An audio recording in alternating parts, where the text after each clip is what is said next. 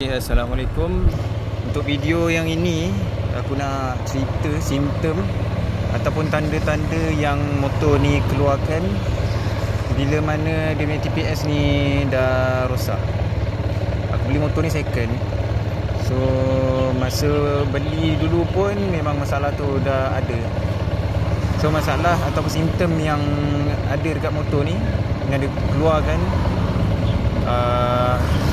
untuk high RPM dia jadi macam sedut-sedut ataupun dia tersangkut-sangkut lah. Dia maknanya dia tak boleh nak full throttle, tak boleh nak full RPM. Dan yang kedua, dia punya timing idling ni. Sebelum ni idling ni dia bergerak-gerak, sekejap naik, sekejap turun lah, macam tu.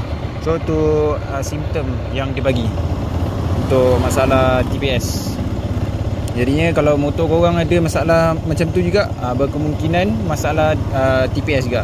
Korang tinggal tukar TPS tu je, lepas tu settle lah.